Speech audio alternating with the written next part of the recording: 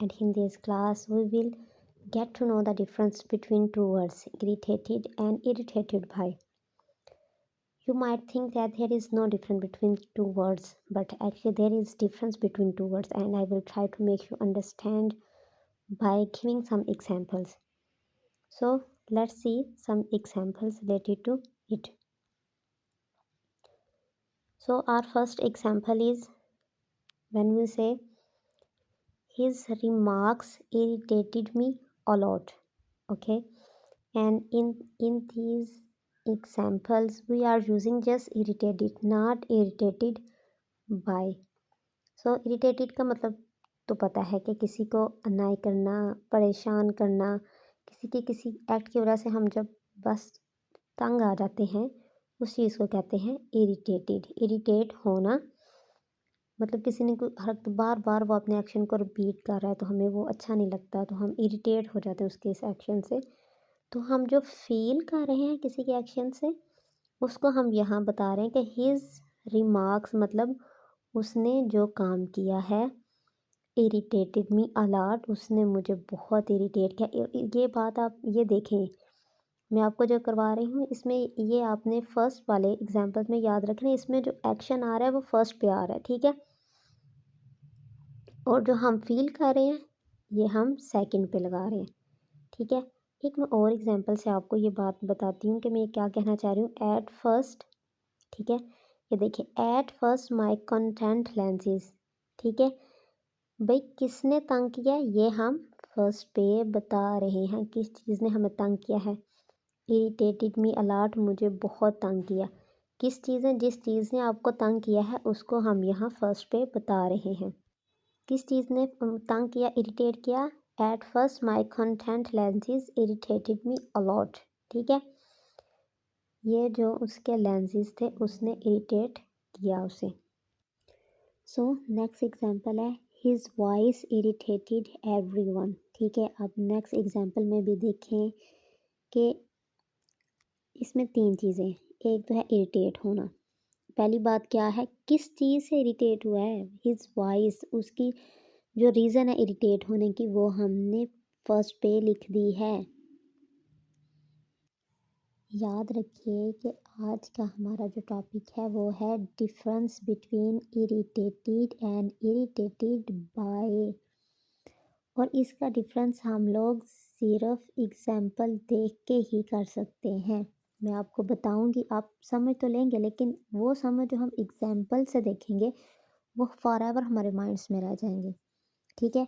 आप इस चीज़ पे देखें कि मैं आपको क्या कह रही हूँ। मैं यहाँ कह रही हूँ कि इरिटेटेड जब हम यूज़ करते हैं तो उसमें हम लोग जो हमारी रीज़न है, जो चीज़ हमें इरिटेट कर रही है वो हम पहले बताते हैं। हम यहाँ कह रहे हैं हिज वॉइस, उसकी आवाज़ ने इरिटेटेड एवरीवन, हर एक को परेशान कर दिया, ठीक है। इस इरिटेटेड जब वहाँ यूज़ करते हैं वहाँ रीज़न फर्स्ट पे लगाते हैं, उसके बाद इरिटेटेड लगाते हैं और उसके बाद रिमेनिंग सेंटेंस या अदर वर्ड्स हम लगा देते हैं, ठीक है। नेक्स्ट एग्जांपल देखिए आप ज़रा, दीज क्वेश्चंस इरिटेट मी, मतलब ये जो सवाल हैं ये मुझे इरिटेट करते हैं। क्या चीज़ मुझे इरिटेट करती है, दीज क्वेश्चन, तो क्या है, रीज़न क्या आ गया, फर्स्ट पे रीज़न आ गया, ठीक है। जब रीज़न पहले देना है तो हमने सिर्फ इरिटेटेड वर्ड्स या इरिटेट वर्ड यूज़ करना है, ठीक है। दीज क्वेश्चंस इरिटेट मी, ये जो इस तरह के जो सवाल हैं वो मुझे परेशान करते हैं, मुझे चिढ़ाते हैं, मैं इनसे फेडअप हो जाती हूँ। कोई भी मतलब आप ले सकते हैं। हम इसके एक और एग्जांपल देखते हैं।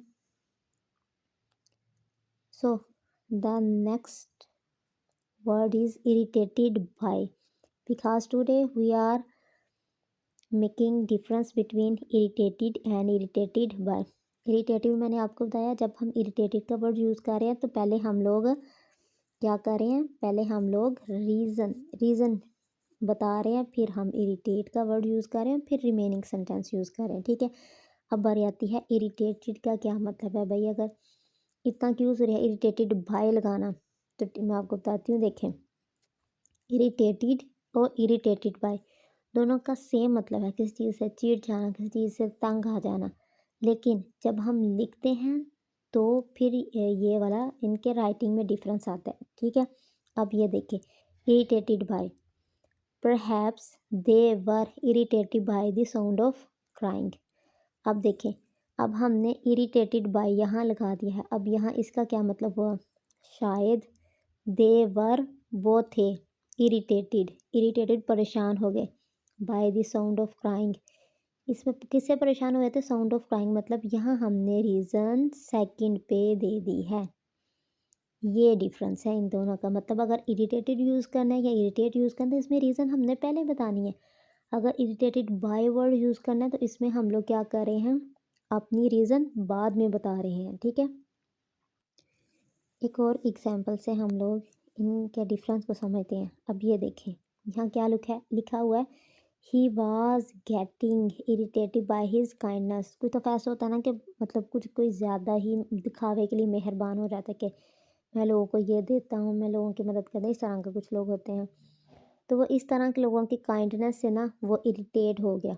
अब क्या इरिटेटेड बाय यूज़ किया, तो हमने जो रीज़न है किस चीज़ से इरिटेट हुआ है वो हमने बाय द काइंडनेस ये हमने सेकंड पे यूज़ किया है। ठीक है, इस तरह के सेंटेंस को हम सिंपल इरिटेटेड के साथ भी बना सकते हैं। अब वो कैसे बनाएंगे?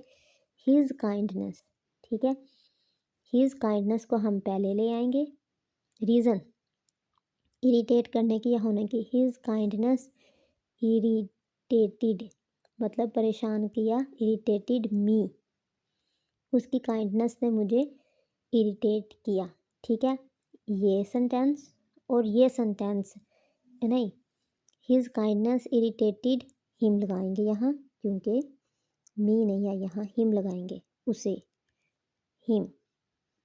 ठीक है, हिज काइंडनेस इरिटेटेड हिम, उसकी काइंडनेस, उसने काइंडनेस से मुझे, मैं उसके जाने बस चिढ़ गया, वो दिखावे के लोगों की मदद करता है। ठीक है, अब यहाँ हम इसको हम कैसे चेंज कर रहे हैं? इस राइटिंग में बस डिफरेंस है। राइटिंग में कह रहे हैं he was getting irritated by his kindness, वो उसकी काइंडनेस से परेशान हो गया था कि वो दिखावे के लिए लोगों की मदद कर रहा था। ठीक है, दोनों का सेम मीनिंग है, बस राइटिंग में डिफरेंस है। आपको जो सा भी एक सेंटेंस है आप वो राइटिंग यूज़ कर सकते हैं, but I love irritated by.